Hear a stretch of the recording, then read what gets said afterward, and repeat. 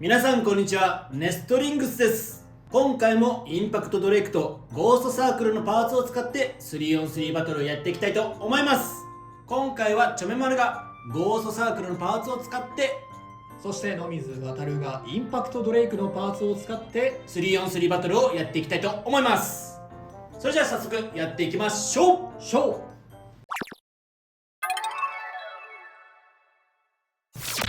ュートポジションを決めるじゃんけんをします。最初はグー、じゃんけんぽい。そっちで。それではお互いのファーストベイ、せーの、じゃん。インパクトドレイク 380F。 忍びシャドウ 080E。 ファーストバトルレディーセット、3、2、1、ゴー！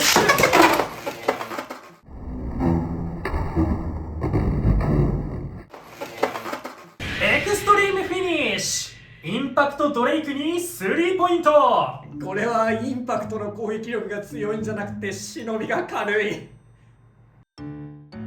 お互いのセカンドベイ、せーの、じゃん。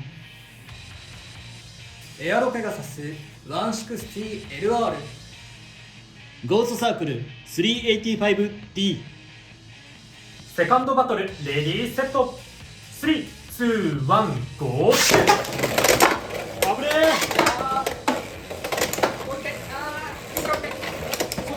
そこじゃない、そこで当たらない。そういやー、いなされてるから確かにあります。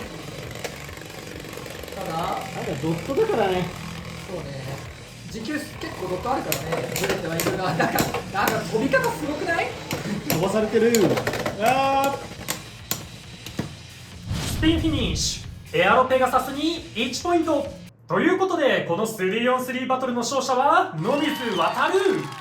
ー、容姿というよりかはやっぱり重量差で勝ったって感じがするな。なんかすごい変な飛ばされ方してるよね。ね、こっち割と軽めのジャブみたいなのでバーンって飛んでね、そっちどんどんスタミナなくなってって、いやー、やっぱ軽いってきついね。 3on3 の決着はつきましたが、最後の1機もやっていきましょう。お互いのサードベイ、せーの、じゃん。フェニックスウィング 360R。 ブラックシェル 160LF。 サードバトルレディーセット、3、2、1、ゴー！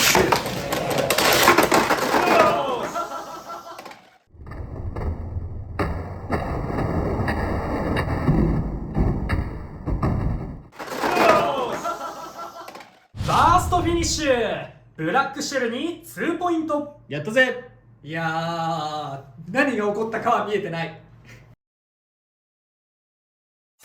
はい、3on3 バトルやっていきましたが、いかがだったでしょうか。いやー、なんというか勝った実感のない勝利っていう感じ、むしろ最後やられたなっていう感じの方が多いようなバトルかなって俺は思ったね。まあね、今回チョメマルはその特殊なねデッキの組み方してて、比較的にねその軽いブレードでデッキ組んでて、まあちょっと結果どうなるかなっていうのはまあ分かってはいるんだけど、試してみたくてやってみたんだけど、まあ案の定負けてしまったんですけど、すごいよね。測ったかのように軽さのデメリットが出る試合になっちゃったね。うん、ただ受け流したりはゴーストサークルしてるのかなっていうのは思うんだけど、やっぱねその相手のベイがしっかり一撃重たい攻撃をしようっていう感じを出していなくても軽い攻撃で飛ばされてはいるんで、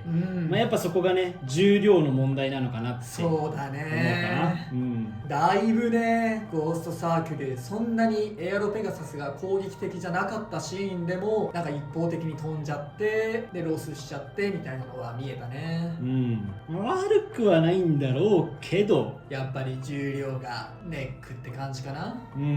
あ、最初のね忍びシャドウはまあ軽いんで、まああれも軽さのね悪いところって感じではあったよね。そんなにがっつり当たった感じはなかったんだけど、押し出されるようにエクストリームというかね、そうだね。割と軽い小突き方でやっぱ軽いから飛んじゃうっていう良くないところが出たね、軽いところの。で3機目のブラックシェル、こいつは、まあ、個人的になんだけど下からの一撃が強いベイかなと思っていたんで、ローフライにすることでね相手のベイを吹っ飛ばせるかなと思ってって組んでいたんですけど、まあうまいこと相手のフェニックスウィングをねバーストでしたね。そうだからまあなんだろう、軽くてもアタック面に触れるブレードだったらワンチャンあるのかなって思ったかな。ブレードの軽さはね、結構スタミナ面とかいろんなところに直接的に関わってきちゃうけども、それぞれのブレードの良さをね、今回のブラックシェルみたいに活かすことができれば戦うこともできるよね。で個人的にゴーストサークルのすごい好きな点なんですけど、そのランチャーフックのデザインでお化けになってんだよね。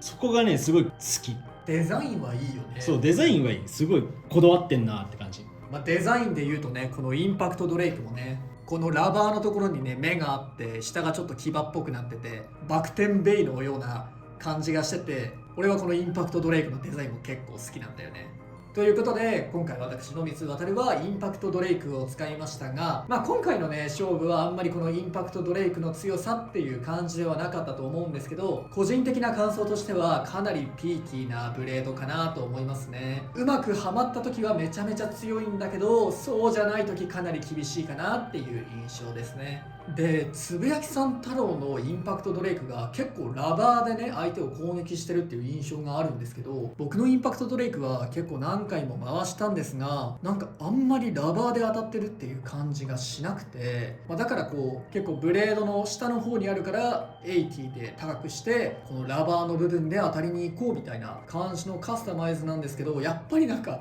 ラバーで当たってるっていう感じがしないので、つぶやきさん太郎がね動画内でラッシュシュート傾けてシュートすると結構ラバーの部分当たるような印象があるよって話してくれたので、ちょっと今後はねそういう使い方をしていこうかなと思っています。やっぱりこうなんかラバーがついてるからそのまま打っても強いのかなと思ったけど、結構テクニックもいる感じはしますね。相手にちゃんと当てるっていうのとラバーが当たるような当て方をするっていうので結構尖ってて難しい機体かなって思います。その代わりねうまくはまると前回の動画のような爆発的な攻撃力が出せるっていうのは本当に魅力的だなと思います。ちょっとね安定性かけるのでガチデッキに入ってくるかは個人的には微妙なところですね。でもうまく使いこなせればかなり強い一機だと思います。あと新ビットのローラッシュ、やっぱねラッシュがローになったってだけでかなり強いビットかなとは思いますね。ものによってはラッシュだと姿勢崩しちゃうみたいなベイでもこのローラッシュだったら姿勢を崩さないとかもあると思うので、全然ガチ的に採用できる。それこそラッシュを採用せずにこっちのローラッシュを優先するなんていう使い方もあるんじゃないかなとは思いましたね。フェニックスウィングとかもちょっとこけにくくなったりとか、今までのねブレードも結構ローラッシュで強化されてる可能性があるので、いろんなブレードで試してみたいなと思いました。これは本当に強いパーツだと思います。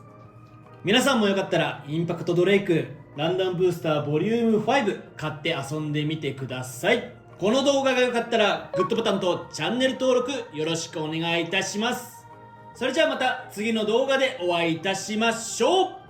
バイバーイ。バイバーイ。